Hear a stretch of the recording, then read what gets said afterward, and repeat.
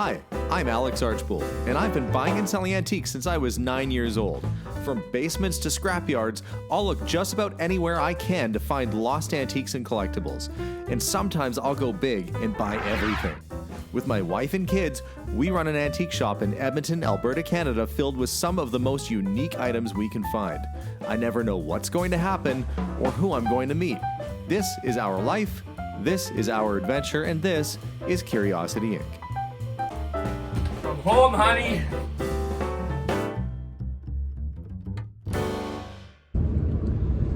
Hey guys, well, you'll notice today that I am not driving, and Charlie's with me, who you've seen and known. Charlie is my wingman on a car adventure today. He's driving his truck and I'm borrowing his trailer so I can load up a vehicle. We are headed out kind of on a strange adventure. I had a phone call, well, not a phone call, I had an email, and they said they had a car sitting at the lake. It's been there, not moving since the early 90s, but if I wanted it, it was free. And part of me was thinking that's the last thing I need right now, but then the other part of me was thinking, well, it's a free car, and maybe it won't be so bad. Either way, we're gonna go and check this out.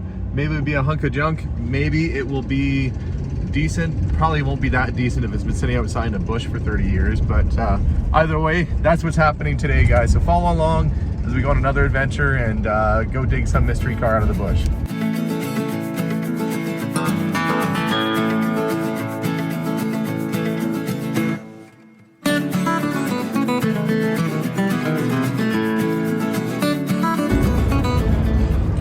Right in this area, not too far from here, there's a retirement home for circus people. I'm not making that up. They actually have a Ferris wheel and stuff. It looks like fun, actually. Never seen anybody on it, though.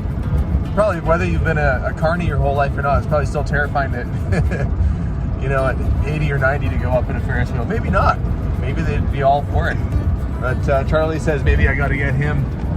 We'll throw you in the circus retirement home. Bearded lady. Bearded lady. Yeah, that'd be a date that ended badly for someone. That's false advertising right there. Well, we nearly drove past because it's just sort of this little winding trail. Apparently this is the place, though. I guess if we keep going, hopefully we can turn around down there. Sorry if I got us into trouble here, Charlie. Barely fit the truck and trailer down this road. This reminds me of going through your place. So we found the car.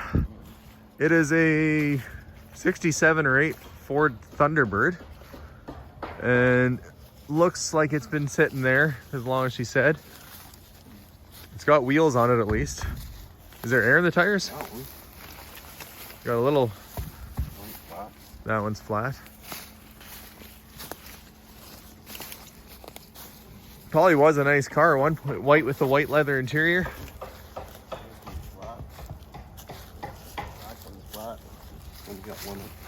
We'll see if we can. How are you doing? Is there something to hook onto under there, Charlie? Yeah. Okay, we're gonna see if we can. He's gonna maneuver the truck around back there. We're gonna try and hook onto it, drag it out so we can load it easier. How many miles are showing on it? It's only 52,000, but it's over 100,000, I think. Oh, okay, yeah. I don't know how it got back. Oh, it makes 105,000. 105,000 miles. 105,200. That's it. Yeah. Well, probably most of the wear we see on it is from sitting here. Yeah. One of my first cars was a T-Bird. One of my very first cars I owned was a T-Bird. I had a 64. Oh yeah. Okay, Charlie has hooked a chain onto the trailer.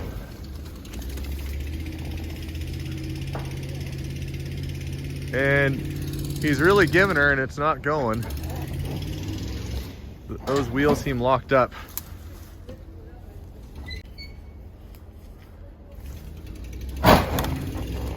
Is it in neutral? Hey. Yeah. Been in there for a couple weeks. Yeah, the problem we're having with the car right now is that the emergency brake seems to be locked on and the rear wheels are not turning at all. So Charlie was dragging it. We had the front tire turning. I'm surprised after 30 years that tire is still looks like it's at full pressure on this side. Look how deep of a rut there was. That's all. You got it off? Okay, that might help us. Charlie did something and got it loosened off a bit. It might be stuck though if it was left on. So we'll find out. Here's hoping the next round the wheels turn. I'm feeling optimistic.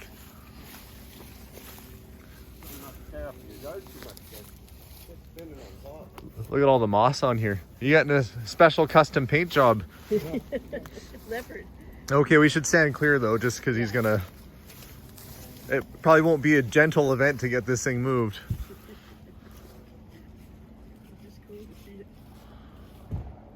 There it is. Oh, no, it's still locked on.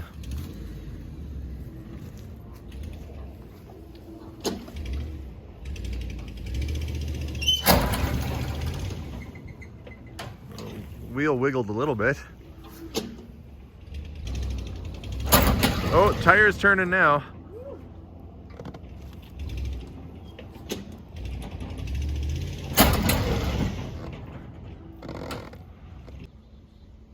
Well, that was a thing that happened.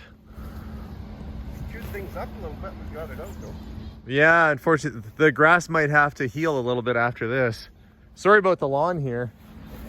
That's just surface. That just fits like with everything else done. Didn't dig in it. Just sitting and spinning on top. So we got a little bit of air on that tire. Yeah, I gotta get turned around. They said they might have a compressor, so I don't know if these tires will... The bead's not broken on them. Why do I do these things? Why, oh why?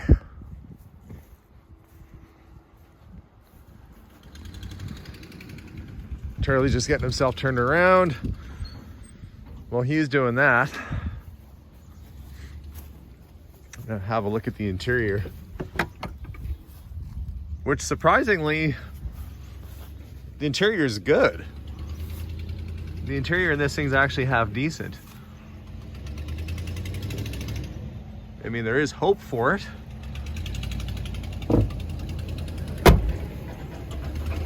It's like a rusty old pimp car. But yeah, it's definitely a little worse for wear around here. Look at this, just big chunks of, well, that's Bondo. Maybe there's a hope. Yeah, look at that.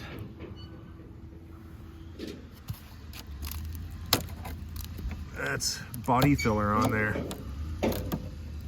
But it might have some semblance of solid metal underneath. Look, there's worms. I disturbed the little worm house.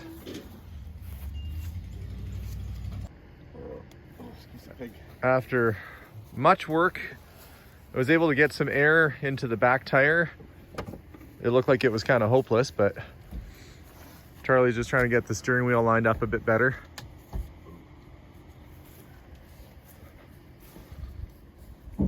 And we've got 4 somewhat round wheels. Hopefully round enough that it'll roll a little easier than it did earlier. That's a tilt deck trailer, so it should, once we get close to it, it should start to tilt its way on. We'll find out. Okay, Charlie's done some fancy maneuvering and fell in a hole while doing it, but he managed to get that trailer lined up somehow. A lot of wiggling. Is it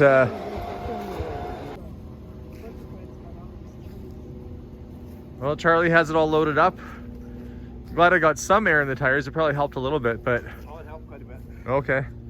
Yeah. That tire's leaning a fair bit. They're still pretty soft, but I guess we're gonna double check the chains, and next stop will be to the store to offload this. Maybe we'll, Quick walkabout. yeah, they said there's a truck stop car wash kind of on the way. Maybe I could stop and blast this stuff off. Decided on the way kind of through town here that we'd stop at a truck wash. I'm gonna blast off as much of this moss and lichen as I possibly can before I park it in the backyard of the shop. I guy at the car wash probably gonna run out and go, no, no, no, no, no. I guess we gotta go through the other side. They've probably seen dirtier stuff come through the wash, but it'd be nice to see the transformation here soon.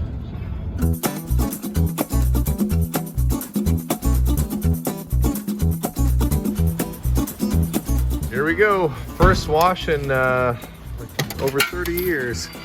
I'm gonna run down there. It's a long walk. Let's give her a go.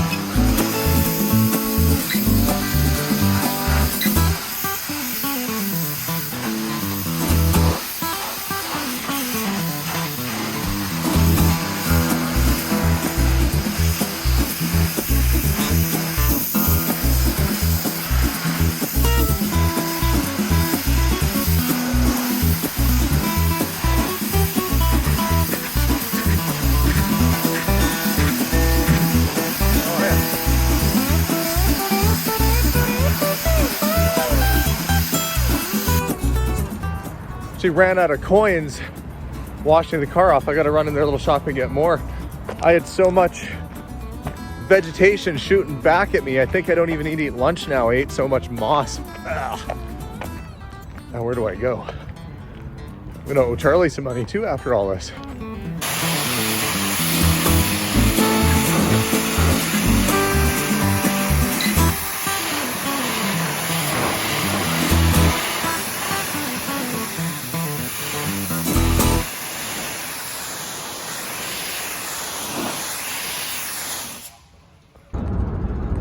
I don't want to alarm you, Charlie, but this guy's really tailgating you back there. Okay. I will say that the car wash did wonders for the looks of the old car. The bumper's in great shape. The headlights are nice. You know, it was probably a very nice car that got put away and just forgotten. You know, for someone, it could make a decent restoration project. But we'll salvage it. In terms of the sense, we'll try and find somebody to do something with it. But it's no longer forlorn and sitting in the bush anymore. Now we're gonna use the old trick of tying off to the tree and pulling forward to get this thing off. Help use gravity.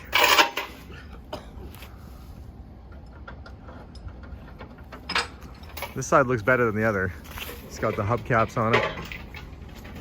And not rusty. He tells me this car only has probably 50, 60,000 miles on it when he parked it. It's a shame it got left outside. Like I said, surprisingly, the interior in here, it's dirty, yes. But look, the seats are all really good. I bet with some cleaning, this interior would come up like brand new. White on white would have been a pretty fancy and deluxe car back in its day. So the rearview mirror there.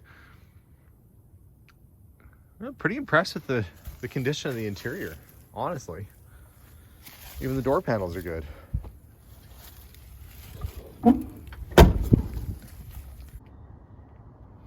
And under the hood, well, it's all there. Surprisingly pretty clean. Don't know if there's any fluids left in it. Doesn't look like it. But we brought worse back to life. I don't know if I'm going to be the guy to bring this one back to life, but it's got hideaway headlight covers, which are still there. There should be a switch on the inside that makes those work. I'm going to crawl in. Oh, look, it still has the wax, the chalk on the firewall from the factory when it was delivered.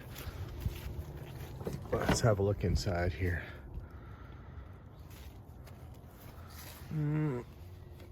I didn't bring any mice with me, I hope. There's, what's that, extra radio?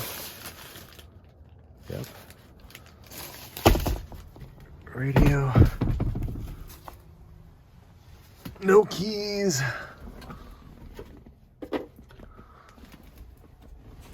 Unlock this other door. Ooh, there we go. See if I can get into the glove box. What's it reading on it? 52,000 miles. Pretty darn low. But yeah, that interior is like actually pretty cool. I like it. The dash has not a single crack in it. The white's all good. Yeah, that would really clean up in a heartbeat. Yeah, I'm gonna go check the glove box, see what's in there. Go around to the other side. Don't think I can open the hood without, or open the trunk without a key. I might have to get keys cut. I was worried the roof would be all rusty underneath this vinyl, but it's not. It's still solid.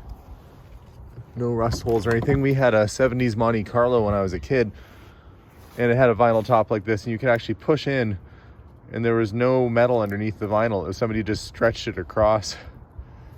It's the car that we had when I was in school.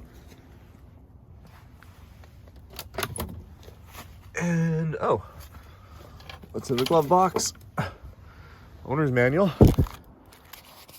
Or yeah, look at that.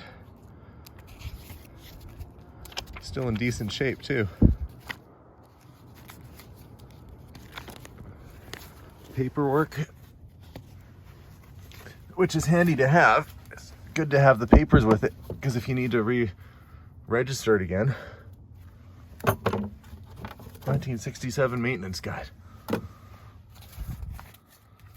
probably some warranty stuff in there. Cool. All in all, it's a pretty good vehicle. And I even like the way you get out of the car on this. It's like a little launch lever. Like you're firing off a rocket. That gets you out of the car. Look at that, sitting in a field for all those years. And sitting in a forest, and I can close it with one finger. The shut lines are all good on it. That's pretty impressive. I don't care if you're a car person or not. That's pretty darn impressive. So I guess we'll probably just end up selling it as a project to somebody. I think a little elbow grease, maybe a lot of elbow grease and some welding. And this could become a car again for somebody to drive around, and probably not too far in the distant future.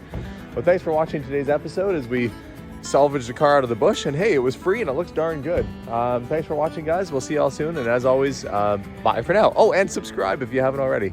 Bye for now, guys.